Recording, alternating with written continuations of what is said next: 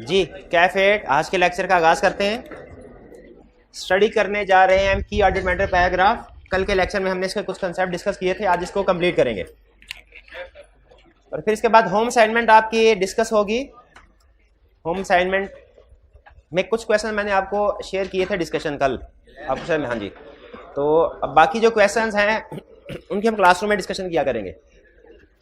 तो क्लासरूम में अगर टाइम मिला पहले हम वॉल्यूम 1 के क्वेश्चन को डिस्कस करेंगे, उसके बाद अगर टाइम मिला तो वॉल्यूम 2 के क्वेश्चन डिस्कस होंगे। लेकिन अगर आज वॉल्यूम 2 के क्वेश्चन डिस्कस ना हो सके तो फिर ये डिस्कशन कल इंशाल्लाह होगी, ठीक है।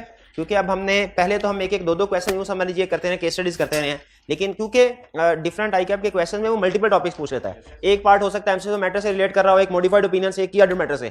तो इसलिए शुरू में मैंने आपको सिलेक्टेड क्वेश्चन दिए जो सिर्फ उसी टॉपिक से रिलेट कर रहे हूँ। लेकिन अब चूंकि हमने तकरीबन सारे टॉपिक्स पढ़ लिए हैं तो अब आपकी प्रैक्टिस जो है वो ज़्यादा हो जाएगी। यानी अब आप क्योंकि तकरीबन सारे क्वेश्चन को करने के काबिल हैं, इसीलिए आपको जो होम असाइनमेंट्स हैं वो आप कर सकते हैं। तो उसकी तादाद हमने थोड़ी सी बढ़ा दी है कि अब आप 3-4 क्वेश्चन एक दिन में होम असाइनमेंट के तौर पे आपको मिला करेंगे। तो आप नोट कर लीजिए, ये वाली होम असाइनमेंट आपने किया है वॉल्यूम 2 के क्वेश्चन, शाबाश। ये अगर टाइम मिला तो आज हम इसको डिस्कस करेंगे और मैं चेक करूंगा, नहीं तो फिर कल इस असाइनमेंट के साथ चेकिंग होगी, ठीक है। हाँ जी, ये आज की भी असाइनमेंट नोट कर लें। यानी आज वाली असाइनमेंट भी कल चेक करूंगा मैं, और कल वाली असाइनमेंट जो गुजर गया कल, इसकी असाइनमेंट भी फिर कल चेक होगी। प्रीवियस लेक्चर में से की ऑडिट मैटर हम डिस्कस कर रहे थे, इसमें से कोई क्वेश्चन पूछना चाहते हो पूछ लीजिए जी। कोई क्वेश्चन नहीं, चलिए। अच्छा, रीस्ट्रक्चरिंग ऑफ बिजनेस वाला पॉइंट एग्जांपल में, ठीक है। चलिए, रीस्ट्रक्चरिंग वाला एक एग्जांपल थी की ऑडिट मैटर में, इसको मैं थोड़ा डिटेल में डिस्कस कर लेता हूं। ये की ऑडिट मैटर के पॉइंट ऑफ व्यू से तो इतनी अहम नहीं है, लेकिन हमारा एक रिस्क असेसमेंट का टॉपिक है, उस पॉइंट ऑफ व्यू से अहम है। इसलिए रीस्ट्रक्चरिंग की एग्जांपल जो है उसको आप गौर से सुन लीजिए। भाई ये एसी ऑन कर दीजिएगा, भाई करेंगे इसी प्रॉब्लम। रीस्ट्रक्चरिंग की एग्जांपल, रीस्ट्रक्चरिंग क्या होती है? देखिए, रीस्ट्रक्चरिंग का मतलब ये है कि फर्ज कीजिए हमारे बिजनेस जो है वो प्रॉफिट की तरफ नहीं जा रहा और हम चाह रहे हैं उसमें कुछ ऐसी सिग्निफिकेंट चेंजेस करें जिससे उसमें जो इनएफिशिएंट डिपार्टमेंट है उनको खत्म कर दें या उनमें कोई बड़ी चेंजेस लेके आए और एफिशिएंट डिपार्टमेंट्स को हम चलने दें। तो इसकी एक बड़ी एग्जांपल होती है, अगर हमारे 5 फैक्ट्रीज हैं मुख्तलिफ शहरों में और हमें लग रहा है कि एक फैक्ट्री ऐसी है जो कि सही नहीं चल रही, मतलब वहां पे सेल ज्यादा नहीं है, खर्चे ज्यादा है, तो बेहतर यह होता है कि ऐसी फैक्ट्री को बंद कर दिया जाए। तो रीस्ट्रक्चरिंग में फिर हम इस तरह के डिसीजन करते हैं कि हमारा कौन सा बिजनेस यूनिट ऐसा है जो अच्छा नहीं चल रहा, जो नहीं अच्छा चल रहा, उसको हम क्लोज कर दें। तो हमने फैसला किया कि हमारी शेखुपुरा में फैक्ट्री थी, हम इसको क्लोज कर देते हैं। ये रीस्ट्रक्चरिंग की एक एग्जाम्पल है। अच्छा, अब ये की ऑडिट मैटर कैसा है ये सुन लें, और इसमें प्रॉब्लम क्या आती है ये सुन लें, क्योंकि हमने ये स्टडी किया है कि ऐसे मैटर जिनमें सिग्निफिकेंट रिस्क होता है वो की ऑडिट मैटर हो सकते हैं। फैक्टर्स में हमने पढ़ा ना जिनमें सिग्निफिकेंट रिस्क हो, कॉम्प्लेक्स, तो इसमें सिग्निफिकेंट रिस्क क्या होता है रीस्ट्रक्चरिंग में, ये सुन लें। जब हम ये फैसला करते हैं कि हमारी शेखुपुरा में जो फैक्ट्री है इसको बंद करना है, तो 2 बड़े क्वेश्चन हमारे सामने आते हैं। पहला क्वेश्चन ये आता है कि उसमें जो एसेट्स पड़े हुए हैं उनका क्या करना है, क्या उनको मुल्तान वाली फैक्ट्री में शिफ्ट कर दिया जाए? इसका जवाब है नहीं, मुल्तान वाली फैक्ट्री में तो अपने एसेट पड़े हुए हैं और फिर यहाँ से ट्रांसपोर्टेशन कास्ट भी बहुत ज्यादा मुश्किल होता है, हर एसेट को तो आप इस तरह उठा के नहीं पहुंचा सकते, तो इनको बेचना पड़ता है, इनको क्या करना है, डिस्पोज करना पड़ता है। पहला इशू। दूसरा इशू, जो एम्प्लॉइज हैं जो वहां पे उस फैक्ट्री में काम करते हैं उनका क्या करें, क्या इनको एम्प्लॉइज को उठा के दूसरी मुल्तान वाली फैक्ट्री में शिफ्ट कर दें? इसका जवाब है नहीं। सारे एम्प्लॉय पसंद नहीं करता, कहता है भाई लाहौर में मेरा घर है, लाहौर में या शेखुपुरा में घर है, इधर मैंने जॉब करनी है, अगर आप फैक्ट्री बंद करें मैं दूसरी जगह पर तो नहीं जाऊंगा। लेकिन चूंकि आप मुझे अचानक जॉब से निकाल रहे हैं, फैसला अचानक किया आपने, तो मुझे कुछ कंपनसेशन दीजिए, जिसे हम क्या, रिडंडेंसी पेमेंट, शाबाश, रिडंडेंसी पेमेंट। ये 2 बड़े इश्यूज होते हैं जब कभी कोई फैक्ट्री को क्लोज किया जाता है या रीस्ट्रक्चरिंग की जाती है। ये 2 बड़े, जब कभी रीस्ट्रक्चरिंग का नाम आ जाए, क्लोजर ऑफ फैक्ट्री का नाम आ जाए केस स्टडी में, आपके जहन में 2 इश्यूज आ जाने चाहिए। कौन सा? एक, फिक्स एसेट का क्या करना है, दूसरा एम्प्लॉइज का क्या करना है। फिक्स एसेट का क्या करना है, अकाउंटिंग ये कहती है कि आपने इसको अब चूंकि डिस्पोज कर रहे हैं, इसके लिए अलग स्टैंडर्ड है, इस पे IAS 16 अप्लाई नहीं होता, आपने इसको फेयर वैल्यू पे शो करना है करंट एसेट में। IFRS हेल्ड फॉर सेल पढ़ा हुआ आपने? नहीं पढ़ा? थोड़े तो ठीक है, ठीक है। वो स्टैंडर्ड क्या कहता है, आपने जिन एसेट्स को बेचना है ना, फैसला कर लिया बेचना है, वो आपका फिक्स एसेट में नहीं जाएगा, करंट एसेट में आ जाएगा। और किस अमाउंट पे? फेयर वैल्यू पे। पहली चीज ये। अब मुझे खुद बताइए, फेयर वैल्यू पे एसेट्स को रिगार्ड करना है तो एक्सपर्ट की जरूरत पड़ सकती है कि नहीं पड़ सकती? ठीक है, तो की ऑडिट मैटर हो गया कि नहीं हो गया? तो इसका मतलब है रीस्ट्रक्चरिंग की ऑडिट मैटर हो गया। अब आगे चलें, एम्प्लॉइज की तरफ चलें। एम्प्लॉइज को जो कंपनसेशन पे करनी है, अचानक आपने इसको जॉब से निकाल दिया, कंपनसेशन उसकी प्रोविजन रिकॉर्ड होनी चाहिए और प्रोविजन सिग्निफिकेंट होगी, क्योंकि एम्प्लॉइज को जब निकालते हैं 3, 4, 5, 6 महीनों की सैलरी तो कम से कम देनी होती है। ठीक है, तो ये जो पेमेंट है इसकी प्रोविजन रिकॉर्ड करनी है, ये भी चूंकि सिग्निफिकेंट अमाउंट होती है इसलिए की ऑडिट मैटर है। क्लियर? अच्छा मुझे बताइए एग्जाम में अगर क्वेश्चन आ गया, मैं एडिशनल क्वेश्चन आपसे पूछ रहा हूँ, एसेट्स जो फेयर वैल्यू पे रिकॉर्ड किए गए हैं इनकी अमाउंट को आपने वेरीफाई करना है, एक एविडेंस बता दे, एक सबसे अहम एविडेंस क्या होगा जिससे आपको पता चलेगा कि जो फेयर वैल्यू रिकॉर्ड की गई है वो ठीक है? वैल्यूअर की रिपोर्ट, शाबाश, वैल्यूअर की रिपोर्ट। अच्छा दूसरा, अब ये जजमेंट वाला क्वेश्चन है, लेकिन अगर आपने जवाब दे दिया इसका मतलब है सब्सटेंटिव प्रोसीजर के ऊपर आपकी ग्रिप स्ट्रॉन्ग है अभी तक जो पढ़ा है। एम्प्लॉइज को हम अचानक निकाल रहे हैं, इनको हमने कुछ कंपनसेशन दे के घर भेजना है, वो कंपनसेशन अगर अभी नहीं दी उसकी प्रोविजन रिकॉर्ड होनी चाहिए। क्लाइंट ने कोई प्रोविजन रिकॉर्ड की है, आपके पास एक बेस्ट सोर्स ऑफ एविडेंस बता दे, एक, ज्यादा नहीं, कैसे कंफर्म करेंगे कि प्रोविजन ठीक रिकॉर्ड हुई? शाबाश, पेरोल शीट से देखेंगे कि उसकी सैलरी कितनी थी और उसका अपॉइंटमेंट लेटर में देखेंगे कि क्या ये तय पाया था कि हम अगर अचानक आपको जॉब नौकरी से जवाब देंगे तो आपको 1 महीने 3 महीने या 6 महीने की एडवांस सैलरी देंगे, ये नॉर्मली लिखा होता है। तो ये आपका जो सैलरी शीट है और अपॉइंटमेंट लेटर है ये बेस्ट सोर्स ऑफ एविडेंस है। किस केस में? जब आप एम्प्लॉइज को टर्मिनेट करते हैं तो उनकी प्रोविजन कितनी रिकॉर्ड करनी है रिडंडेंसी पेमेंट की, इसको वेरीफाई करने के लिए बेस्ट सोर्स क्या है एविडेंस का? पेरोल और अपॉइंटमेंट लेटर, और जो फेयर वैल्यू पे उसने एसेट को रिकॉर्ड किया है इस वैल्यू। तो मुझे खुद बताइए क्या दोनों काम आसान है? मुश्किल है। तो ये की ऑडिट मैटर आएगा कि नहीं आएगा? बिल्कुल आएगा।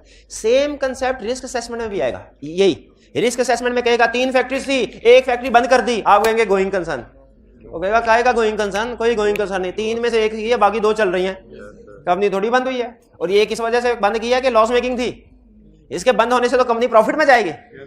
लॉस मेकिंग यूनिट बंद करने से कंपनी को गोइंग कंसर्न इशू नहीं आता, बल्कि उल्टा कंपनी के लिए फायदे की बात है, गोइंग कंसर्न से निकल गई कंपनी। क्लियर? और की क्वेश्चन?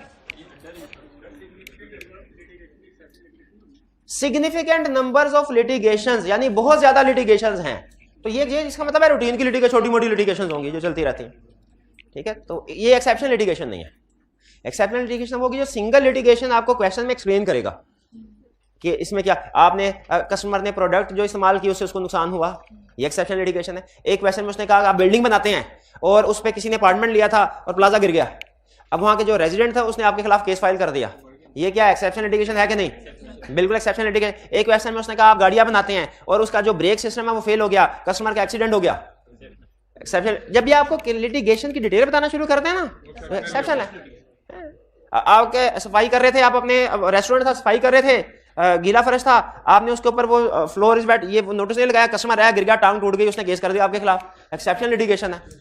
आप कोई कॉस्मेटिक्स के क्लाइंट था, वो क्रीम बनाते थे, वैसी क्रीम बनाई, ऐसा केमिकल डाला उसने, जिसने मुंह पे लगाया चेहरा जल गया, मैंने केस फाइल कर दिया।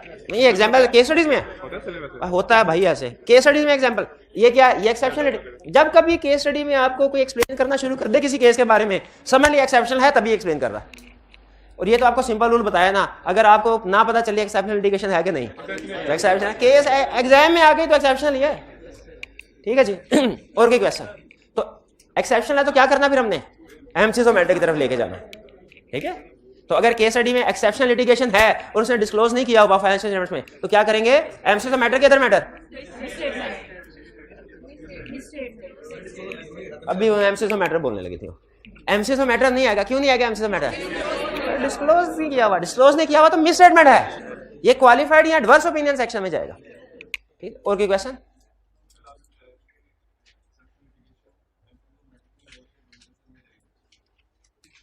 मैंने बताया था एक्सेप्शनल लिटिगेशन नहीं, अल्फाज को जरा गौर से सुनिए।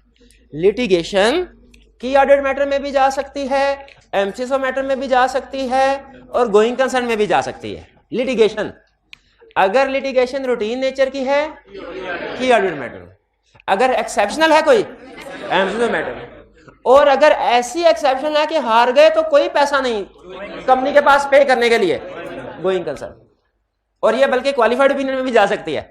इन तीनों में से कोई भी केस हो और डिस्क्लोज नहीं दिया हुआ, डिस्क्लोज तो क्वालिफाइड। तो याद रखिए लिटिगेशन आप ये रटा नहीं लगा सकते लिटिगेशन हमेशा एमसीजो मैटर, लिटिगेशन हमेशा एमसीजो मैटर।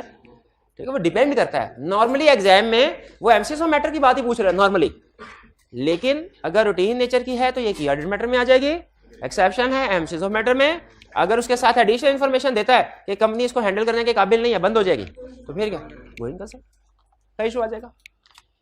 ठीक है, और अगर सही तरीके से डिस्क्लोज नहीं की हुई इसको, नहीं स्टेटमेंट, ठीक है। वो पुराने जमाने में अभी आप देखते हैं जो सिगरेट का डब्बी होती है उसके ऊपर क्या लिखा होता है, तम्बाकू सेहत के लिए नुकसानदेह है, बस यही पता करना था।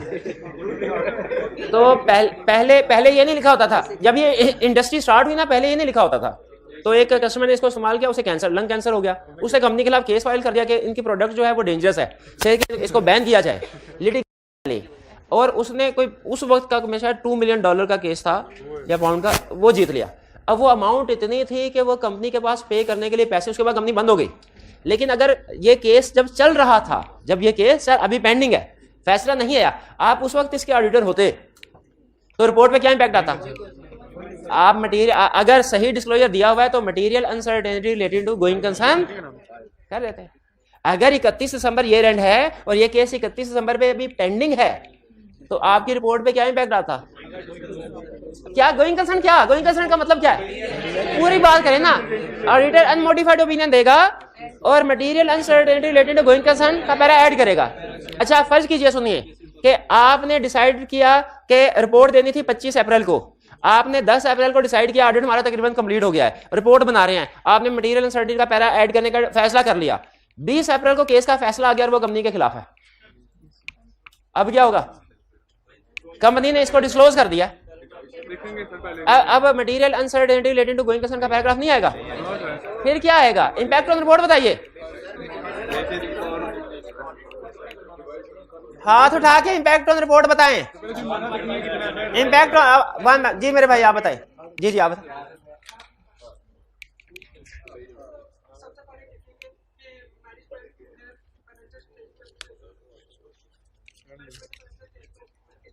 शाबाश। सबसे पहले ये देखना है फाइनेंशियल स्टेटमेंट किस बेसिस पे बनी है, क्योंकि ये लीगल केस का, अच्छा बताइए, लीगल केस का डिसीजन आ जाना ये क्या है? शाबाश, ये एडजस्टिंग इवेंट है, बताया हुआ है आपको, ये एडजस्टिंग इवेंट है। अब ये एडजस्टिंग इवेंट है तो इसका मतलब है गोइंग कंसर्न अजम्पशन क्या हुई? Not appropriate. क्वेश्चन में उसने कह दिया है कंपनी के पास इतने पैसे नहीं है कि $2 मिलियन अदा कर सके पेनल्टी, तो ये going concern assumption not appropriate होगी।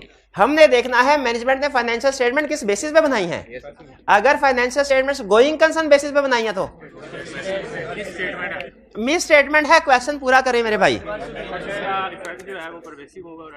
इसका इफेक्ट जो है वो परवेसिव होगा, एडवर्स। और अगर financial statement non going concern basis पे बनाई है, अनमोडिफाइड ओपिनियन, तो इफेक्ट क्या होगा? शाबाश, emphasis of matter paragraph. Auditor report में emphasis of matter paragraph include करेगा, गोइंग कंसर्न अनसर्टेनिटी का पैरा इंक्लूड नहीं करेगा, क्योंकि वो तो कंफर्म हो गया। क्लियर हुई है चीज?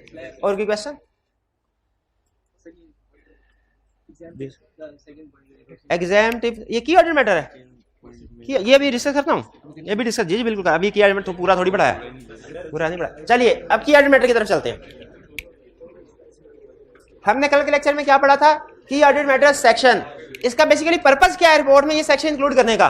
ताकि दुनिया को पता चले क्या कि ऑडिटर कितने काम करता है।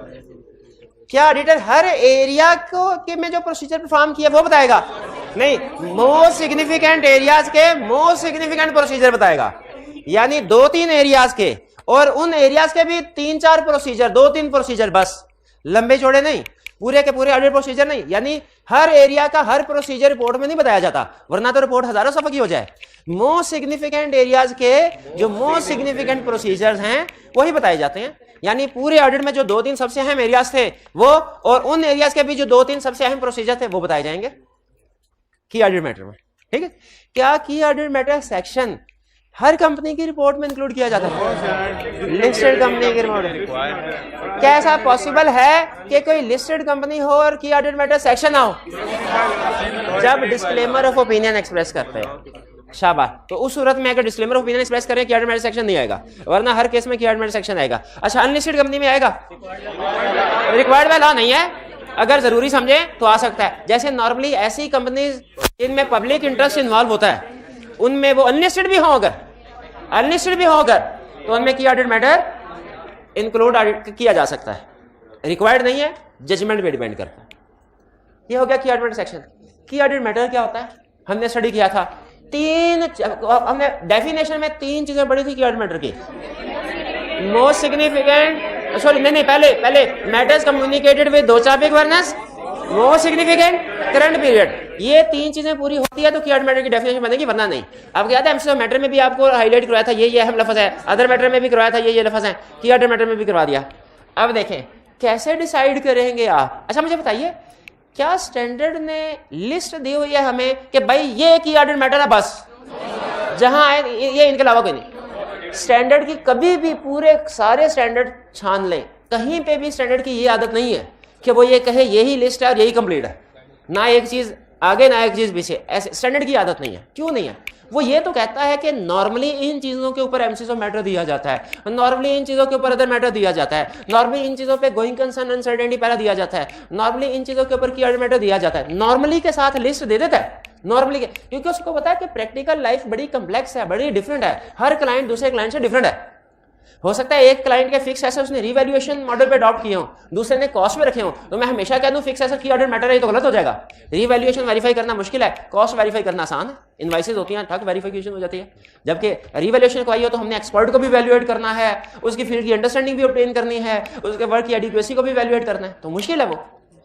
ठीक है, तो एरिया टू क्लाइंट वेरी कर, इसलिए हमेशा याद रखिए स्टैंडर्ड लिस्ट देता जरूर है, लेकिन उसके नीचे एक बात लिखता है क्या कि भैया ये लिस्ट कंप्लीट नहीं है, ये एग्जॉस्टिव लिस्ट नहीं है, इसमें कमी बेशी मुमकिन है, कमी भी हो सकती है बेशी भी हो सकती है। इसलिए अहम चीज आपके लिए एग्जाम्पल, प्रैक्टिस में अहम चीज एग्जाम्पल नहीं है, प्रैक्टिस में अहम चीज है डेफिनेशन और वो फैक्टर्स जिनको सामने रख के आपने डिसाइड करना है। प्रैक्टिस में क्या चीज अहम है? डेफिनेशन और वो फैक्टर्स। लेकिन एग्जाम पॉइंट ऑफ व्यू से क्या चीज अहम है?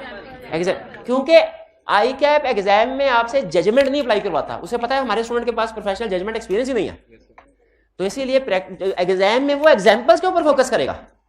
लेकिन ये कंसेप्ट बहरहाल ज़हन में रखिएगा कि एग्जाम्पल्स में कमी बेशी मुमकिन है, कमी बेशी मुमकिन है। अगर एग्जाम में क्लियरली कह दे कि रीवैल्यूएशन करवाई है, लेकिन वो जो एसेट्स है ना वो इममटेरियल है, वो क्लास ऑफ एसेट्स जिसकी रिवैल्यूएशन इममटेरियल है, तो और आपने डायरेक्टर्स को इस बारे में कोई बात नहीं बताई हुई, तो बताइए की ऑर्डर मैटर आएगा कि नहीं आएगा? नहीं आएगा, क्योंकि कुछ क्वेश्चन में उसने खुद से कह दिया। तो आपने ज़हन में ये रखना है कि लिस्ट दी है, नॉर्मली इस लिस्ट के बेस पे ही हम डिसीजन करेंगे, लेकिन अगर वो कह दे कि इस लिस्ट के अलावा भी कोई चीज है जिस पे कंडीशन पूरी हो रही है, तो हम क्या कहेंगे? हम कहेंगे इधर की ऑर्डर मैटर आएगा। और अगर इस लिस्ट में से कोई चीज उठा के कह दे कि कंडीशन पूरी नहीं हो रही, कमी बेशी पॉसिबल है, ये ज़हन में रखिएगा। लेकिन नॉर्मली हम जब डिसीजन मेकिंग करेंगे नॉर्मली लिस्ट की बेस पे ही करेंगे। अगर क्वेश्चन रेगुलर चल रहा है तो हम लिस्ट की बेस पे, लिस्ट में जो चीज आ गई उसके ऊपर की ऑर्डर मैटर, एमसीक्यू मैटर की लिस्ट में जो चीज आ गई एग्जाम में वो एमसीक्यू मैटर, इसी तरह अदर मैटर। ठीक है, ये पूरी ऑडिट रिपोर्ट की केस स्टडी में आपको सक्सेस फैक्टर क्या बताया हुआ भला? एग्जाम्पल्स, जिसको मिस स्टेटमेंट की एग्जाम्पल, स्कोप लिमिटेशन की example, MCQ matter, other matter, going concern, की ऑर्डर मैटर, एग्जाम्पल याद है, रिपोर्ट का क्वेश्चन उसके फिंगर टिप्स पे एग्जाम्पल कर। अच्छा, इसके बाद अब ड्राफ्टिंग की तरफ आते हैं। ड्राफ्टिंग करनी है, ड्राफ्टिंग कैसे करेंगे भाई? डिसाइड कर लिया हमने कि ये मैटर की ऑर्डर मैटर है कि नहीं, आपने ऑडिट किया, आपके सामने कोई टोटल फाइनेंशियल स्टेटमेंट में 30 एरियाज थे, आपने डिसाइड किया है कितने कितने एरियाज के बारे में डिसाइड करेंगे कि ये की ऑर्डर मैटर्स है? 2 के 3, एक डिसीजन लेना, दो। इन्होंने कहा कि जी 2 मैटर्स ऐसे हैं जो हमारे की ऑर्डर। अब डिसाइड कर लिया, नेक्स्ट स्टेप क्या है? उसको ड्राफ्ट करना है, उसको लिखना है। भाई लिखना भी तो सीखते हैं हम। अनमोडिफाइड ओपिनियन जब हमने पढ़ा क्या होता है, उसकी ड्राफ्टिंग सीखी। एमसीक्यू मैटर जब हमने पढ़ा क्या होता है, ड्राफ्टिंग सीखी। अदर मैटर पढ़ा क्या होता है, ड्राफ्टिंग सीखी। गोइंग कंसर्न अनसर्टेनिटी क्या होता है, ड्राफ्टिंग सीखी। तो की ऑडिट मैटर क्या होता है, पढ़ लिया, तो उसकी ड्राफ्टिंग भी तो सीखनी चाहिए, क्योंकि आई कैप ये चाहता है ये पेपर जब आप पढ़ लें उसके बाद इस काबिल हो किसी भी कंपनी की ऑडिट रिपोर्ट बनाना चाहे बना सके। तो ड्राफ्टिंग आएगी तो बनाएंगे ना, ड्राफ्टिंग आएगी तो बनाएं। तो ड्राफ्टिंग, किसकी ड्राफ्टिंग सीख रहे हैं? अब सुन लीजिए, अब आपके पास वो ऑडिट रिपोर्ट पड़ी हुई है, वो पुरानी कहीं पे अगर पड़ी हो आपके पास मोबाइल में, तो वो निकाल के देखिए, इसको मैच कर लिए, अभी नहीं तो घर जाके देख लीजिएगा, मैच कर लीजिएगा क्या ये ड्राफ्टिंग जो समझाई है उस रिपोर्ट में इसी तरीके से है। सुनने ड्राफ्ट कैसे करना है, सबसे पहले आपने रिपोर्ट के अंदर डिसाइड करना है प्लेसमेंट क्या होगी, प्लेसमेंट क्या होगी। और नॉर्मली ये की ऑर्डर मैटर कहां दिया जाता है? ओपिनियन के बाद, एमसीक्यू मैटर के बाद। की ऑर्डर मैटर एमसीक्यू मैटर के बाद आता है नॉर्मली, इसका दर्जा थोड़ा कम। लेकिन बहरहाल ये इंडिविजुअल मैटर पर डिपेंड करता है, क्योंकि हमने एमसीक्यू मैटर में पढ़ा था कि अगर की ऑर्डर मैटर्स आते हैं दोनों की रिलेटिव सिग्निफिकेंस पर डिपेंड करेगा। नॉर्मली ये एमसीक्यू मैटर के बाद आता है, लेकिन पहले भी आ सकता है, स्टैंडर्ड ने जगह रखी हुई है। सबसे पहले आपने रिपोर्ट में मेन हेडिंग देनी है। मेन हेडिंग क्या होगी? की ऑडिट मैटर, अंडरलाइन कर लिया, ये सेक्शन शुरू हुआ है। फिर इसके बाद सब हेडिंग देनी है। सब हेडिंग से क्या मुराद है कि वो कौन सा मैटर था। जैसे आपने की ऑडिट मैटर दिया ना, बताइए किस मैटर के ऊपर की ऑडिट मैटर दिया आपने जी? Revaluation of fixed assets. आपने बताइए की ऑडिट मैटर रिपोर्ट में इंक्लूड किया है, किस एरिया पे किया है? सर 3 फैक्टर थी जिसमें से एक फैक्टर बना। एरिया बता दो, कोई सा भी एग्जांपल लेनी है। एक्सेप्शनल लिटिगेशन,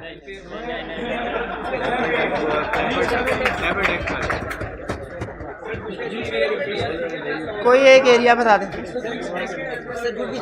गुडविल, गुडविल उन्होंने कहा सर क्लाइंट ने गुडविल को इम्पेयर्ड किया है, तो ये बड़ा पिछले सालों में 100 मिलियन 30 सालों में इम्पेयरमेंट कर लिया, उसकी जीरो कर दिया उसको, तो ये तो बड़ा अहम इशू। बिल्कुल ठीक है, इम्पेयरमेंट। आप बताइए किस मैटर के ऊपर इंक्लूड करेंगे? रीवैल्यूएशन बता दिया। डेफर्ड टैक्स, शाबाश। रीस्ट्रक्चरिंग, शाबाश। रिलेटेड पार्टी, रिलेटेड पार्टी के ऊपर क्यों क्यों रिलेटेड पार्टी पे क्यों की ऑडिट मैटर इंक्लूड करेंगे? उसमें रिस्क ज्यादा आता है। ठीक है, आप किस एरिया पे की ऑडिट मैटर देंगे?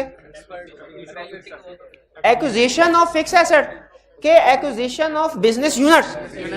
एक आधे फिक्स्ड एसेट में थोड़ी, बिजनेस कॉम्बिनेशन हुआ है, कोई दूसरा बिजनेस यूनिट एक्वायर किया कि दूसरी कंपनी को, इसके ऊपर तो बनता है की ऑडिट मैटर, एक फिक्स एसेट में थोड़ी बनता है। अच्छा, एक्विजिशन ऑफ बिजनेस यूनिट पे की ऑडिट मैटर आपने क्यों दिया? इसमें क्या खास बात थी?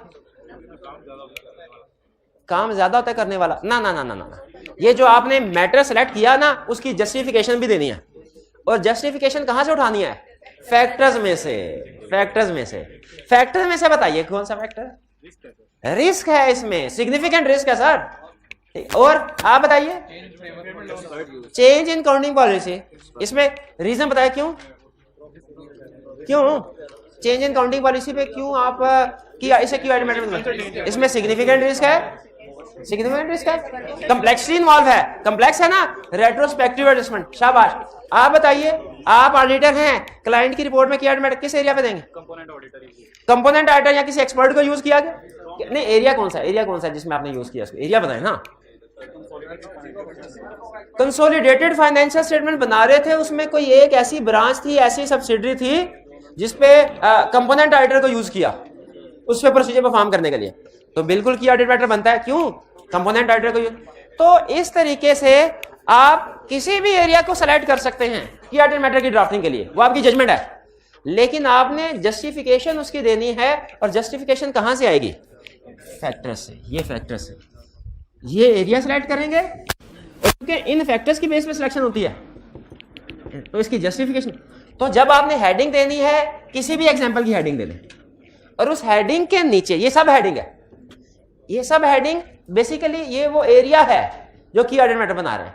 मेन हेडिंग एक ही आएगी, लेकिन इनकी ऑडिट रिपोर्ट में सब हेडिंग दो आएंगी, क्योंकि इन्होंने 2 की ऑडिट मैटर सेलेक्ट किए। हर की ऑडिट मैटर की सब हेडिंग देनी है, और उस सब हेडिंग के नीचे 3 चीजें लिखनी है। 3 चीजें लिखनी है, व्हाट, व्हाई, हाउ। व्हाट का मतलब क्या है? मैटर, वो कौन सा मैटर है जिसको आपने की ऑडिट मैटर डिसाइड किया? We considered revaluation of property as key audit matter. और फिर क्लाइंट नोट्स का रेफरेंस भी, as stated in note number 20, client has revalued its property and we have considered it a key audit matter because expert was used, because it was a significant matter, because amounts were material and significant, या because a significant risk was involved, because expert was used। कोई भी एक reason भी लिख दे काफी है। 2 लिखना चाहे 2 लिख सकते हैं, एक रीजन भी काफी है, 2 लिखना चाहे 2। किस चीज की रीजन? जस्टिफिकेशन दे रहे हैं कि क्यों इसको की ऑडिट मैटर सेलेक्ट किया। What, why. व्हाट का मतलब कौन सा मैटर, व्हाई का मतलब क्यों सेलेक्ट किया, ये जस्टिफिकेशन है। व्हाट आएगा आपका यहां से, और व्हाई आएगा आपका फैक्टर से। एक भी लिख दे तो काफी है, लेकिन 2 रीजंस लिख दे जस्टिफिकेशन तो बेहतर है कि अमाउंट भी सिग्निफिकेंट थी, रिस्क भी था। अमाउंट भी सिग्निफिकेंट थी, एक्सपर्ट को भी यूज किया है, क्योंकि रिलेटेड पार्टी में रिस्क ज्यादा था।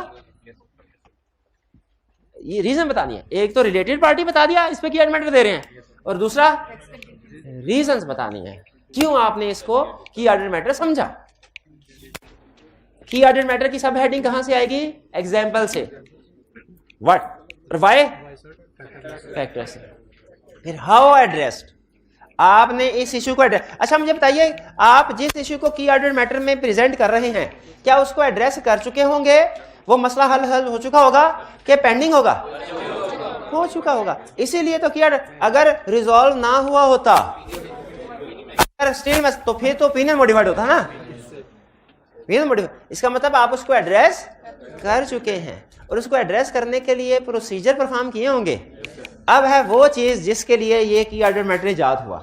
इस सेक्शन में आपने बताना है हाउ एड्रेस, आपने इस इशू को कैसे एड्रेस किया, कौन से प्रोसीजर परफॉर्म किए आपने इस इशू को, इस मैटर को एड्रेस करने के लिए। स्टैंडर्ड यहाँ पे 3 ऑप्शन देता है, लेकिन दुनिया में एक ऑप्शन, पहली ऑप्शन यूज कर रहे होते हैं। स्टैंडर्ड कहता है या तो जो प्रोसीजर परफॉर्म किया वो बता दो, या उन प्रोसीजर का आउटकम क्या निकला वो बता दो, या जो आपकी ऑब्जर्वेशन है वो बता दो। थ्योरेटिकली 3 वर्ड यूज होते हैं, प्रोसीजर, आउटकम, ऑब्जर्वेशन। दुनिया में प्रैक्टिस क्या चल रही है? प्रोसीजर बताए जाते हैं। अच्छा कितने प्रोसीजर बताने चाहिए? हमने तो 10 प्रोसीजर परफॉर्म किए हुए, 2 कर ले 3 कर ले। नॉर्मली 3 यानी नॉर्मली की एक रिपोर्ट में की ऑर्डर मैटर भी 3 होते हैं ऑन एवरेज, और हर की ऑर्डर मैटर के प्रोसीजर भी 3 होते हैं। ये 3x3 की गेम है, लेकिन ये ऑन एवरेज है। ऐसा भी हो सकता है किसी क्लाइंट में 5 की ऑर्डर मैटर हो, ऐसा भी हो सकता है किसी पे 1 हो, ऐसा भी हो सकता है किसी पे कोई की ऑर्डर मैटर हो ही ना, और ऐसा भी हो सकता है किसी की ऑर्डर मैटर को एड्रेस करने के लिए 5 प्रोसीजर लिखे हो रिपोर्ट में, और ऐसा भी हो सकता है किसी की ऑर्डर मैटर को एड्रेस करने के लिए 1 प्रोसीजर लिखा हो। लेकिन ऐसा नहीं हो सकता क्योंकि प्रोसीजर ना लिखा हो, कुछ ना कुछ तो करना ही होगा ना। हाँ, लेकिन नॉर्मल आपने एग्जाम में क्या कंसेप्ट लेके जाना है कि 3x3 कि नॉर्मली ऑन एवरेज 3 की ऑर्डर मैटर्स हैं और हर की ऑर्डर मैटर के 3 प्रोसीजर आपने लिख देने करने हैं। ठीक है, एग्जाम में ये नहीं कहना सर ने कहा था 1 भी हो सकता है तो मेरे सर में 1 ही प्रोसीजर आ रहा है, यही नहीं बता दूं बस मार्क्स काट लेगा। एग्जाम में आपने कोशिश करनी है 3 प्रोसीजर हर की ऑर्डर मैटर में बताएं। मैं क्लियर हो गया? नहीं, अभी तो आपको समझ भाई देखे, जब तक देखेंगे नहीं कि की ऑर्डर मैटर कैसे होता है तो समझ कैसे आएगी। आपने अभी तक कभी की ऑर्डर मैटर देख, अच्छा रिपोर्ट है आपके पास? कितने स्टूडेंट के पास रिपोर्ट है इस वक्त? शाबाश, रिपोर्ट निकाल के देखे, की ऑर्डर मैटर पढ़े जरा। और जिनके पास रिपोर्ट नहीं है वो दूसरे से रिपोर्ट 5 सेकंड के लिए लेके इसकी तस्वीर ले लें, अपने मोबाइल के पास, अपने मोबाइल में तस्वीर ले लें, शेयर कर लें एक दूसरे के साथ, शेयर करें, पिक्चर लेके वापस कर दें, सिर्फ की ऑर्डर मैटर सेक्शन देखें और इसको पढ़ना है, इसको पढ़ना है। हाँ, बेसिस फॉर ओपिनियन के बाद, क्योंकि इसमें एमसीक्यू मैटर है ही नहीं। बेसिस फॉर ओपिनियन पहले की ऑर्डर मैटर। अच्छा की ऑर्डर मैटर की ना डेफिनेशन दे रहा है पहले, की ऑर्डर मैटर से पहले। की ऑर्डर मैटर कह रहे देखिए आपके सामने आ गया पेज। नहीं इसको भी छोड़ें, इसको छोड़ें, पहले रिपोर्ट के ऊपर आए। बेसिस फॉर ओपिनियन के नीचे की ऑर्डर मैटर की हेडिंग है। अच्छा पहले वो एक्सप्लेन कर रहा है की ऑर्डर मैटर होता क्या है। अच्छा ये अच्छा किया उसने पहले, वरना यूजर को पता नहीं चलता ये होता क्या है। कह रहा है की ऑर्डर matters are those matters that in our professional judgment were of most significant in our audit of the financial statement of current year. Most significant का लफ्ज आ गया डेफिनेशन में, करंट ईयर का लफ्ज आ गया, अंडरलाइन कर दे। सही कह रहा था ना मैं, सही पढ़ाया ना। फिर कह रहा है these matters were addressed in the context of our audit of the financial statement as a whole and in forming our opinion there we do not provide a separate opinion on these matters। यानी कह रहा है ये की audit matter है, ये ना समझना ये कोई ओपिनियन है, ये ओपिनियन सेक्शन नहीं है, ये क्या है, ये ऑडिट मैटर है, इसको ओपिनियन ना समझना। मैंने बड़ी मेहनत की, इसका मतलब ये ना समझना मैं पास भी हो गया। यहाँ पे हम बता रहे हैं काम क्या किया, ओपिनियन नहीं दे रहे उसके ऊपर। ठीक है, अच्छा वैसे इसमें डायरेक्टर वाली बात उसको करनी चाहिए थी। 2 चाबी गवर्नेंस को कम्युनिकेट किया, ये तो उसने नहीं लिखा ना, लिखना चाहिए, उसने लिखना चाहिए था। नहीं एक बनने नहीं, ठहर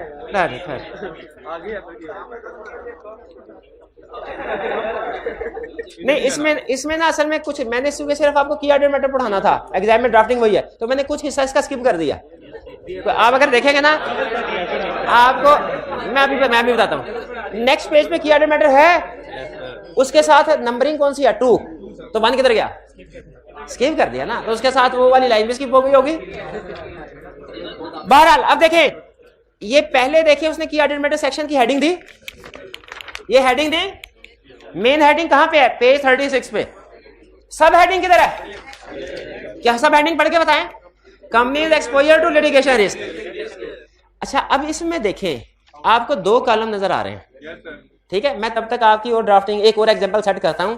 आपने इन दोनों कॉलम को पढ़ के मुझे बताना है कि वर्ड किधर है, उसको सर्कल करके हाईलाइट करना है, वाई किधर है, उसको सर्कल करके हाईलाइट कर दे, और हाउ एड्रेस किधर है, ये आपने हाईलाइट पहचाने। इनमें से वर्ड किधर है, वाई किधर है, हाउ किधर है, लिखे लिखे जल्दी करें, पढ़ के बताएं, पढ़ के बताएं।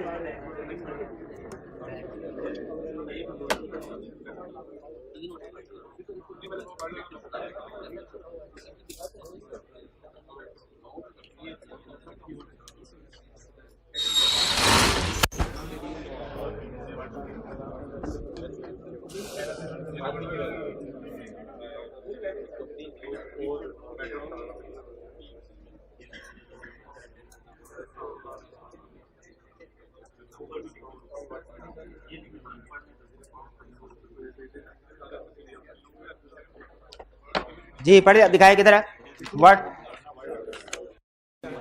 पढ़ लिया, ठीक है।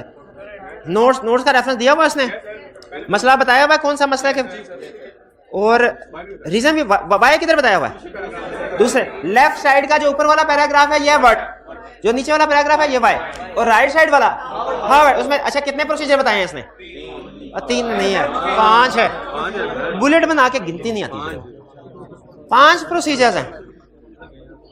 इनमें से आप बता सकते हैं कितने प्रोसीजर आपको पढ़ के समझ आ गए हैं, पढ़ के जरा देखें।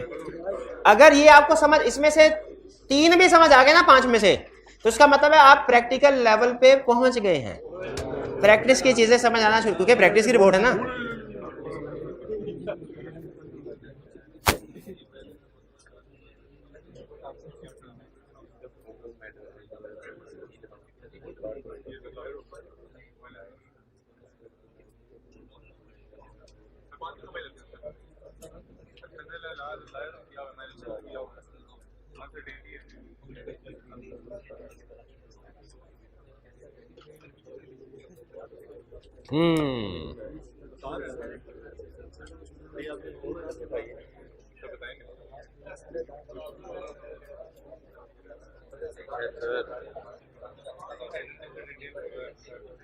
हाँ डिस्कस कंपनी के इन हाउस लीगल काउंसिल से भी डिस्कस कर रहा है और एक्सटर्नल लॉयर से भी कर रहा है। ये बात को पता चला इन हाउस लीगल काउंसिल से और एक्सटर्नल लॉयर में क्या फर्क है। बिल्कुल। अच्छा मुझे बताइए, इसमें कहीं पे ये कह रहा है कि हमने लिटिगेशन के डिस्क्लोजर को भी चेक किया, किस वाले पैराग्राफ, प्रोसीजर, लास्ट वाले प्रोसीजर में। शाबाश शाबाश। और कंट्रोल चेक करने की बात कर रहा है। हम आपको याद है रिलेटेड पार्टीज के प्रोसीजर परफॉर्म करते हुए कंट्रोल चेक करते हैं, रिलेटेड पार्टीज में भी। तो इसका मतलब ये हुआ, ये क्या प्रोसीजर किसी, अगर हम याद कर लें तो किसी दूसरे एरियाज में भी काम आ सकते हैं। डिस्क्लोजर वाला प्रोसीजर रिलेटेड पार्टी में भी काम आ सकता है और कंट्रोल्स वाले प्रोसीजर रिलेटेड पार्टी में भी काम आ सकते हैं। तो ये ध्यान में रखिएगा, जब हम प्रोसीजर पढ़ने होंगे ना, तो आप जब पहले 2-3 एरियाज आपके लिए मुश्किल होंगे प्रोसीजर्स में, उसके बाद चीजें रिपीट होना शुरू हो जाएंगी। ठीक है, चलिए। अच्छा अब एक और एग्जांपल, अब ये तो प्रैक्टिस की एग्जांपल थी ना, ये वो एग्जांपल जो ICAP सबसे ज्यादा पूछता है एग्जाम में। कौन सी एग्जांपल? रीवैल्यूएशन वाले। रीवैल्यूएशन वाले वो की ऑर्डर मैटर में पूछ सकता है लदा भी, ये आपकी बुक का हिस्सा है। एंड वाले भाईजान आपको नजर नहीं आ रहा होगा ना क्या लिखा हुआ है, अब बुक पे देख ले। अब देखे फॉर्मेट तकरीबन उसी तरह का है कि नहीं, ड्राफ्टिंग है। अच्छा इसमें ना मुझे करना ये चाहिए था, यहाँ पे डेफिनेशन को लिख लेता, क्योंकि आपको पता है मेन हेडिंग देने के बाद वो डेफिनेशन देता होता है। ठीक है, लेकिन कोई बात नहीं, डेफिनेशन ऊपर दी हुई थी, मैंने कहा क्या दोबारा रिपीट करना। लेफ्ट साइड पे 2 पैराग्राफ, ये क्या है?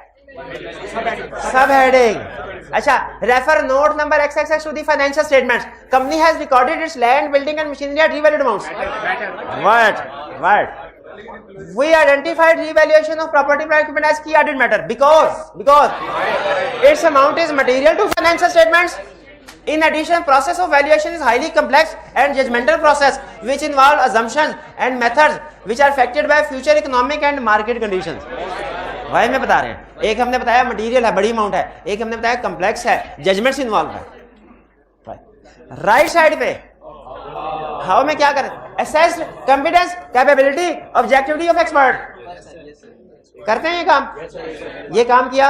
obtained revaluation report from valuer and discuss with management and expert appropriateness of assumptions and methods, appropriateness of assumptions and method भी चेक करते हैं। check relevance, completeness and accuracy of source data, ensure that revaluation is properly accounted for and disclosed in financial statement। Clear हो गया ये? अब आइंदा अगर आपसे कहा जाए कि की ऑडिट मैटर तो बना दो, बना देंगे? पक्की बात है, आइंदा आपको की ऑडिट मैटर की असाइनमेंट्स देना शुरू कर दो। अच्छा, इसमें आपने एक काम नहीं, सबसे बड़ी गलती जो करते हैं ना वो बता दो। अभी मैंने आपको सब्सटेंटिव प्रोसीजर नहीं बताया, ना ही बताऊं। सब्सटेंटिव प्रोसीजर आपको खुद से सोचने होंगे। मैं आपको कुछ एरियाज ऐसे दूंगा, जैसे मैं आपसे कहूंगा इन्वेंट्री कि इन्वेंट्री एनआरवी पे है और क्लाइंट ऑडिटर ने इसको की ऑडिट मैटर असेस किया है, इसका ड्राफ्टिंग करें। उसमें प्रोसीजर आपने खुद बताना, हालांकि मैंने अभी आपको एनआरवी के प्रोसीजर प्रॉपर्ली नहीं बताए, पढ़ाए नहीं, ये चैप्टर 10 में डिस्कस होते हैं, अभी नहीं पढ़ाए। लेकिन आप खुद से क्या कुछ जज कर सकते हैं क्या प्रोसीजर परफॉर्म होंगे? आपको इस काबिल होना चाहिए। हाँ, इसमें एक चीज का ध्यान रखना है आपने, इररेलेवेंट प्रोसीजर नहीं लिखना, क्योंकि प्रोसीजर में जब वो एग्जामिनर कमेंट्स दे रहे हैं ना, प्रोसीजर वाले क्वेश्चन में एग्जामिनर कमेंट्स दे रहे हैं ना, उनमें एक कॉमन मिस्टेक जो स्टूडेंट्स की बता रहा है वो ये कि मैंने पूछा है रीवैल्यूएशन वाले, वो कॉस्ट वाले भी लिख देते हैं। स्टूडेंट कहता है हम इसकी परचेज प्राइस चेक करेंगे, ये फिक्स एसेट्स कितने में खरीदा गया। कहता है भाई परचेज प्राइस रेलिवेंट प्रोसीजर है जब कॉस्ट मॉडल हो, और रीवैल्यूएशन में परचेज प्राइस नहीं देखनी, रीवैल्यूएशन की रिपोर्ट देखनी है। ठीक है, अच्छा मुझे बताइए, डेप्रिसिएशन चेक करना है कि सही, ये रीवैल्यूएशन मॉडल में रेलिवेंट प्रोसीजर है कि नहीं? क्या रीवैल्यूड एसेट्स की डेप्रिसिएशन रिकॉर्ड होती है? ठीक है पढ़ा, बट ठीक है, मैं समझा शायद नहीं, ठीक है। तो ये वापिस आ जाए। हाँ, ड्राफ्टिंग क्लियर हो गई। चलिए अब 2-3 छोटे कंसेप्ट्स आपके साथ शेयर करने हैं। पहला कंसेप्ट, कम्युनिकेशन विद। अच्छा, दोस्त या को कोई चीज कम्युनिकेट करते हैं हम, रिलेटेड पार्टी में की थी, रिलेटेड पार्टी वाले एरिया में की नहीं थी दो चार, रिलेटेड पार्टी जो मैनेजमेंट ने हमें नहीं बताई या जिनकी अप्रूवल नहीं ली गई। किसी और एरिया में भी पढ़ा था क्या? और किस कम्युनिकेशन किसी और चैप्टर में पढ़ा था क्या? अदर मैटर्स में using work of expert, using work of internal auditor, इसमें हमने पढ़ा था कम्युनिकेशन करते हैं। डायरेक्ट असिस्टेंस ऑब्टेन करनी है हमने इंटरनल ऑडिटर से, डायरेक्टर्स को क्या कम्युनिकेट करते हैं? एग्रीमेंट और प्लान्ड यूज, ये भी। तो हमने कुछ चैप्टर्स में ये कंसेप्ट स्टडी किया हुआ है कि अगर कोई सिग्निफिकेंट इशू हो ना किसी एरिया में, तो ऑडिटर डायरेक्टर्स को कम्युनिकेट करता है। की ऑडिट मैटर में भी करेगा, बिल्कुल करेगा। अच्छा, एक तो ये है कि सिलेक्शन ही ऑडिटर उन मैटर्स में से करता है जो डायरेक्टर्स को कम्युनिकेट किए गए हो, लेकिन स्टिल देखिए डायरेक्टर्स को ना 20 मैटर्स कम्युनिकेट किए गए हैं, इनमें से कौन से 2, 3 या 4 को की ऑडिट मैटर हम समझ रहे हैं, ये डायरेक्टर्स को लादा से बताते हैं, दोबारा बताते हैं। दोबारा क्यों बताते? क्योंकि पहले हमने सिर्फ सिग्निफिकेंट मैटर्स भेजे थे, अब उनमें से जिनको हमने की ऑडिट मैटर डिसाइड किया वो बता रहे हैं। बताना जरूरी है, स्टैंडर्ड ने कहा जरूरी है तो जरूरी है। अच्छा, और अगर फर्ज कीजिए, क्या ऐसा पॉसिबल है कि किसी ऑडिट में कोई भी की ऑडिट मैटर ना हो? इस सूरत में डायरेक्टर्स को बताएंगे कि नहीं बताएंगे? बताएंगे। क्या बताएंगे? ये ऑडिट मैटर नहीं है। अच्छा, अब एक इंटरेस्टिंग क्वेश्चन आपसे, क्या ऐसा पॉसिबल है एक ऑडिट क्लाइंट पे कोई भी की ऑडिट मैटर ना हो? पॉसिबल है। इस सूरत में की ऑडिट मैटर सेक्शन आएगा कि नहीं आएगा? शाबाश, आएगा। उसमें क्या लिखेंगे? We have determined that there is no key audit matter. शाबाश, बिल्कुल। तो ये कंसेप्ट में अब सिर्फ 2 कंसेप्ट आपको बताने, फिर इसके बाद क्वेश्चंस की तरफ चलेंगे। पहला कंसेप्ट, क्या ऐसा पॉसिबल है कि किसी ऑडिट में हमें पता चले कि इसमें कोई की ऑडिट मैटर है ही नहीं? स्टैंडर्ड कहता है पॉसिबल है, इसके एग्जांपल भी देता है। कहता है क्लाइंट बहुत सिंपल है और उसने फर्ज कीजिए ड्यूरिंग द ईयर रजिस्टर हुआ है, तो उसका पहला साल है, 1-2 महीने के ऑपरेशन है, वो भी सिंपल है, तो इसमें आप जज कर सकते हैं कि कोई की ऑर्डर मैटर नहीं, लेकिन इस सिचुएशन में क्या करना फिर? सेक्शन आएगा, सेक्शन में की ऑर्डर मैटर कोई नहीं आएगा, उसकी जगह पे लाइन क्या आएगी? You have determined there is no key ऑर्डर। अब सुने थोड़ी सी ट्रिकी चीज, मटीरियल मिसस्टेटमेंट। मटीरियल क्या की ऑर्डर मैटर है? डेफिनेशन ध्यान में रखें, डेफिनेशन ध्यान में रख के मुझे बताइए क्या मटीरियल मिसस्टेटमेंट की ऑर्डर मैटर है? एक मिनट ठहरे, क्या ये one of the most significant matter है? मैटर है मिस्टर। क्या हम डायरेक्टर्स को कम्युनिकेट करते हैं? करते हैं। क्या करंट पीरियड से रिलेट करते हैं? तो इसका मतलब बाय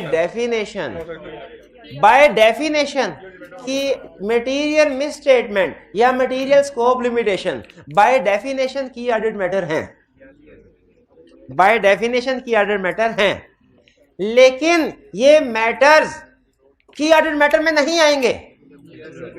की ऑर्डर मैटर में सिर्फ इशारा आएगा कि मटेरियल मिसस्टेटमेंट स्कोप लिमिटेशन जो हमने ओपिनियन सेक्शन में बताया ना, उसके अलावा ये दो की ऑर्डर मैटर हैं। रेफरेंस आएगा, मटेरियल मिसस्टेटमेंट या मटेरियल स्कोप लिमिटेशन की ऑर्डर मैटर में नहीं आएगी, हालांकि बाय डेफिनेशन की ऑर्डर मैटर हैं, लेकिन की ऑर्डर मैटर सेक्शन में नहीं। क्यों नहीं आएंगी? उनकी अपनी जगह, लेकिन रेफरेंस आएगा। रेफरेंस कैसे लिखेंगे? In addition to matters described in basis for qualified opinion section, in addition to matters described in basis for qualified opinion section following are other key ऑर्डर मैटर्स, और फिर आगे की ऑर्डर मैटर्स आएंगे। यानी की ऑर्डर by definition material misstatement scope limitation key ऑर्डर मैटर हैं, की ऑर्डर मैटर हैं, लेकिन वो की ऑर्डर मैटर सेक्शन में नहीं आएंगे, लेकिन उनका रेफरेंस आ जाएगा, उनका रेफरेंस आ जाएगा, इशारा आ जाएगा। लेकिन वो मिसस्टेटमेंट स्कोप लिमिटेशन किधर डिस्कस होगी? बेसिस अपना जो उसका घर है उधर जाएगी, वो modified opinion section, qualified opinion, adverse opinion section. मेरे को समझ आई बात? समझ आई बात? चलें फिर आखिरी क्वेश्चन। आपने ये बताना है कि की ऑडिट मैटर में क्या क्या इंफॉर्मेशन आएगी। केस मैं बताने जा रहा हूं, आपने बताना है की ऑडिट मैटर में क्या क्या इंफॉर्मेशन आएगी। Inventory, fix assets, debtors, 3 areas हैं। तीनों को किसी वजह से ऑडिटर वेरीफाई नहीं कर सका, अल्टरनेटिव प्रोसीजर से भी एविडेंस ऑब्टेन नहीं कर सका। हाथ उठाए, ऐसे नहीं, हाथ उठाए, हाथ उठाए, हाथ उठाए, वन बाय वन। जी मेरे भाई आप बताइए। नहीं आप बताइए हाथ। अच्छा, मेरी रिक्वायरमेंट पता क्या है कि ऑडिट मैटर सेक्शन में क्या इंफॉर्मेशन आएगी। एक मिनट है जो उनको बताने था ऐसा। अच्छा, मैंने पहले बताया ना कि अगर ज्यादा स्टूडेंट ने जवाब दिया ना बगैर तरतीब के तो पैसे वापस होंगे। ये उनको बता कि ऑडिट मैटर में सिर्फ रेफरेंस आएगा।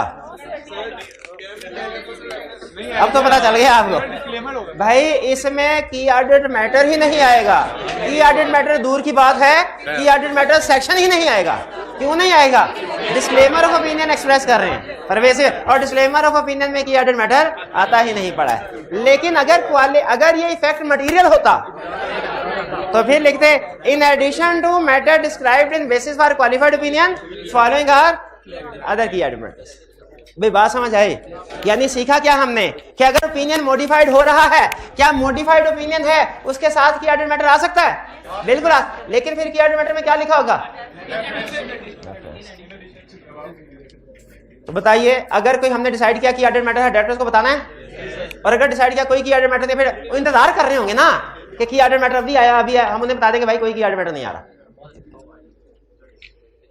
बोनस, अगर आपने की ऑडिट मैटर की ड्राफ्टिंग सीख ली, की ऑडिट मैटर की ड्राफ्टिंग सीख ली, तो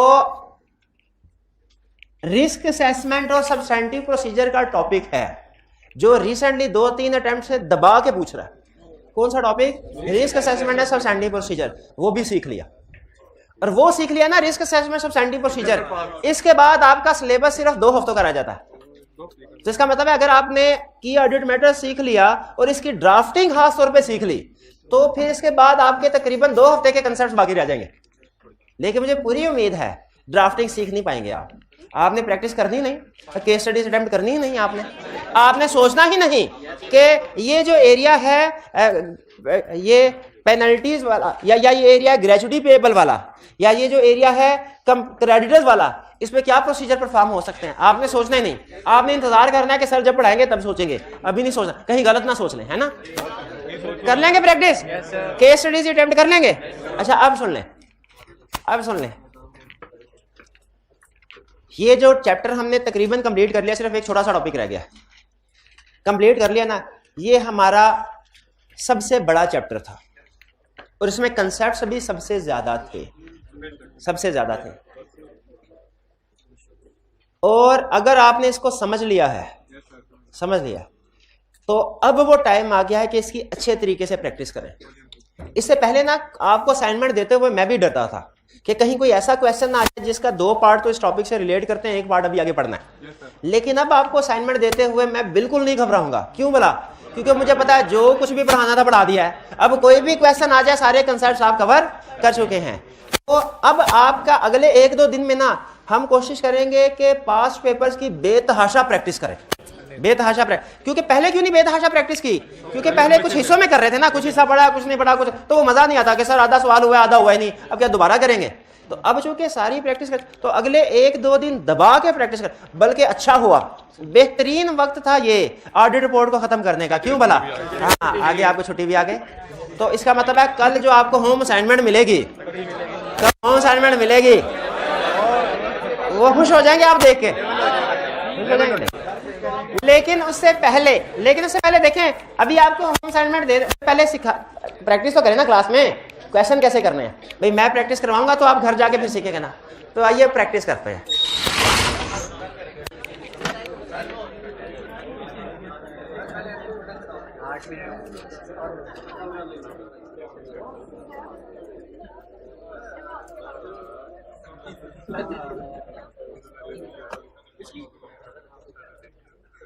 असाइनमेंट, अच्छा एक गोइंग कंसर्न वाला क्वेश्चन आ गया था, कम्युनिकेशन वाला। गोइंग कंसर्न में कम्युनिकेशन क्या करना भाई, जो भी इशू है गोइंग कंसर्न का कम्युनिकेट कर दे डायरेक्टर्स को, यही लिखा होगा। कह रहा है डायरेक्टर्स को बता दो गोइंग कंसर्न अजम्पशन एप्रोप्रिएट है कि नहीं है, डायरेक्टर्स को बता दो, बता दिया। इवेंट्स या कंडीशन मटेरियल अनसर्टेनिटी क्रिएट कर रहे हैं कि नहीं कर रहे हैं, बता दो। लेकिन ये कैसे हो सकता है कि मटेरियल अनसर्टेनिटी भी क्रिएट हो रही हो और गोइंग कंसर्न नॉट एप्रोप्रिएट भी हो? दोनों में से कोई एक चीज होगी, दोनों थोड़ी होंगी। डिस्क्लोजर बता दो एडिक्वेट है कि नहीं गोइंग कंसर्न के। इंपैक्ट ऑन रिपोर्ट बता दो, ये 4 चीजें। फिर बताओ गोइंग कंसर्न के हवाले से डायरेक्टर्स को क्या बताना है, गोइंग कंसर्न अजम्पशन एप्रोप्रिएट है कि नहीं, मटेरियल अनसर्टेनिटी एग्जिस्ट करती है कि नहीं, डिस्क्लोजर एडिक्वेट है कि नहीं, इंपैक्ट ऑन रिपोर्ट क्या है। 4 चीजें बता दिया, बस यही काम करना था। केस स्टडी, सबसे पहले identify the shortcoming in the above paragraph extracted from the audit report. अच्छा, एक्सट्रैक्टेड का मतलब क्या है कि सारी रिपोर्ट नहीं, part of the report. Extract का मतलब ये होता है ना, पार्ट ऑफ समथिंग। कह रहे you are the audit manager on the audit of Indus limited, the audit senior has completed the audit of company for the year ended June 30, 2007 and submitted a draft audit report for your review. The following paragraph have been extracted from the draft audit report. पहला, we conduct, अच्छा report में याद रखिएगा आपने एक लफ्ज की and और इफ ऑफ वगैरह की गलती नहीं निकालनी, कंसेप्चुअल मिस्टेक्स निकालने, कंसेप्चुअल मिस्टेक्स, ठीक है। अल्फाज की इंग्लिश की गलती नहीं निकालनी, ये जेहन में रखिएगा। ये एक दफा उसने इस तरह का क्वेश्चन पूछा तो स्टूडेंट ने ऑफ एंड, इधर ऑफ लगना चाहिए था, इधर एंड लगना चाहिए था। उसने कहा भाई ये कौन सी गलती है। Conceptual errors, We conducted our audit in accordance with auditing standard as applicable in Pakistan. कोई problem? These standard required that we plan and perform the audit to obtain. आगे जो भी लिखा होता है, कोई problem? We believe that our audit provide a reasonable basis for our opinion and after the verification we report that. ये भी यानी पहले पैराग्राफ में कोई प्रॉब्लम नहीं. हाँ लेकिन एक हेडिंग नहीं दे रहा, हेडिंग्स नहीं दे रहा. नहीं एक्सट्रैक्ट है तो जिसका एक्सट्रैक्ट है उसकी हेडिंग तो आनी चाहिए ना. एक्सट्रैक्ट का मतलब है सारे पैराग्राफ नहीं आएंगे, एक्सट्रैक्ट का मतलब ये है, लेकिन जो आएंगे उसकी हेडिंग तो आनी चाहिए. We did not observe the counting of the physical inventory as of June 30, 2007. Since that date was prior to the time we were initially engaged as auditor of the company. इसका मतलब है auditor बाद में point हुआ, date पहले गुजर गई. ये रेंट पहले हो गया, ऑडिटर बाद में पॉइंट हुआ. Owing to the nature of the company's record, we were unable to satisfy ourselves as to quantity of inventory. Alternative process of evidence नहीं मिला. Scope limitation है. Opinion qualified या adverse होना चाहिए. क्वालिफाइड या डिस्क्लेमर होना चाहिए. ठीक है, चलिए यहाँ पे. अच्छा नहीं तो किधर क्या ओपिनियन, क्वालिफाइड ओपिनियन आगे. In our opinion and to the best of our information and according to the explanation given to us the balance sheet वगैरह वगैरह, so required and respectively give a true and fair view of the state of company affair and of the loss its cash. अच्छा इसका मतलब ये हुआ कि loss में है कंपनी. ये लॉस किसी ने नोट किया था कि यहाँ प्रॉफिट नहीं है, लॉस है. It's cash flow and change. तो ये पैराग्राफ तो टोटली गलत है, हेडिंग भी नहीं दी और इसमें ओपिनियन भी गलत है. सबसे बड़ी गलती तो ये कर बैठा. फिर इसके बाद the company's liability exceed its assets at June 30, 2007, creating an adverse situation which management believes is reversible over the coming 12 months. ये गोइंग कंसर्न का पहला ड्राफ्ट कर रहा है. गोइंग कंसर्न का इशू है, बिल्कुल है. एक है लॉस की वजह से, लायबिलिटीज एक्सीड्स. अच्छा एक चीज इसमें रखिएगा, एक होती है ऑडिट रिपोर्ट, एक होती है डायरेक्टर्स रिपोर्ट. डायरेक्टर्स रिपोर्ट में डायरेक्टर्स का पॉइंट ऑफ व्यू आता है, ऑडिटर का नहीं. उसी तरह ऑडिट रिपोर्ट में ऑडिटर का पॉइंट ऑफ व्यू आता है, डायरेक्टर या मैनेजमेंट का नहीं. यहां पे जो मैनेजमेंट का पॉइंट ऑफ व्यू दे रहा है ये गलत दे रहा है. सिंपल रूल जैसे में रखिएगा, ऑडिट रिपोर्ट में ऑडिटर का पॉइंट ऑफ व्यू आएगा, मैनेजमेंट का नहीं, डायरेक्टर्स का नहीं. और डायरेक्टर्स रिपोर्ट में मैनेजमेंट या डायरेक्टर्स का पॉइंट ऑफ व्यू आएगा, ऑडिटर का नहीं. तो यहां पे गलती क्या है, मैनेजमेंट का पॉइंट ऑफ व्यू दे रहा है. Is reversible. अच्छा management further believes that the company is capable of continuing in operation for 12 months from the date of this report. अच्छा यहाँ तो इसमें उसने क्लियरली नहीं बताया गोइंग कंसर्न अनसर्टेनिटी है कि नहीं है. लेकिन अगर अनसर्टेनिटी नहीं होती ना तो फिर हम ये नहीं कहते कि ये मसले थे और कोई अनसर्टेनिटी नहीं है. हम रिपोर्ट में कोई पैरा नहीं ऐड करते. अब रिपोर्ट में पैरा ऐड कर रहा है इसका मतलब क्या है, अनसर्टेनिटी है. लेकिन वो गलती क्या कर रहा है, पहली चीज मैनेजमेंट का पॉइंट ऑफ व्यू ऐड कर रहा है, दूसरी चीज हेडिंग नहीं दे रहा, तीसरी चीज रेफरेंस नहीं दे रहा, चौथी चीज our opinion is not modified ये नहीं दे रहा, पांचवी चीज इवेंट्स या कंडीशन को डिस्कस कर रहा है, मटेरियल अनसर्टेनिटी क्रिएट हो रही है ये नहीं बता रहा. तो पहले पैराग्राफ में से कोई गलती नहीं रखी थी, आखिरी में से 5 गलतियां रख दी है. कौन कौन सी गलतियां रखी है? पहली गलती क्या है, आखिरी पैराग्राफ किस चीज का है, ओपिनियन है, बेसिस फॉर ओपिनियन है.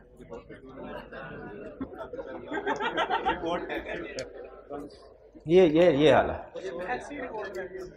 आखिरी पैराग्राफ किस चीज का है,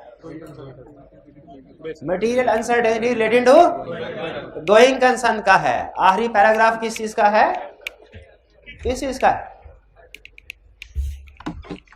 आखिरी पैराग्राफ किस चीज का है, material uncertainty related to going concern. कितनी गलतियां, पहली गलती क्या है, हेडिंग्स नहीं थी. दूसरी गलती क्या है, मैनेजमेंट का पॉइंट ऑफ व्यू उसने इंक्लूड कर दिया. तीसरी गलती क्या है, रेफरेंस नहीं दिया. चौथी गलती क्या है, चौथी गलती क्या है,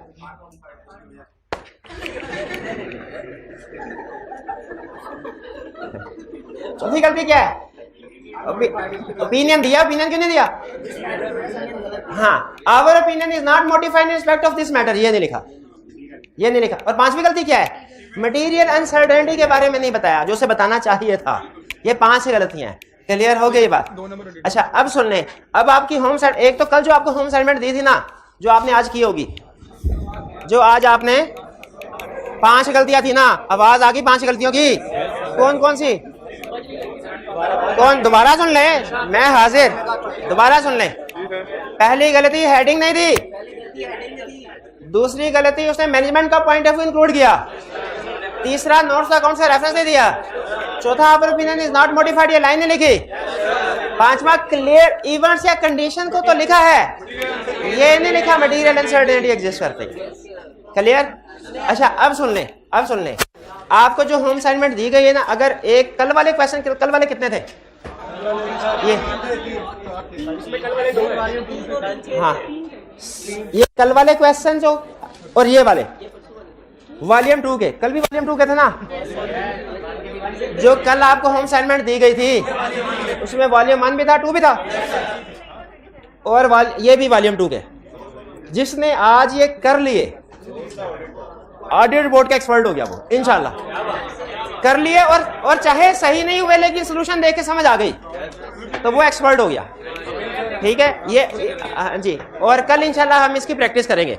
चलिए आज का लेक्चर यहाँ खत्म करते हैं हम। अल्लाह हाफिज।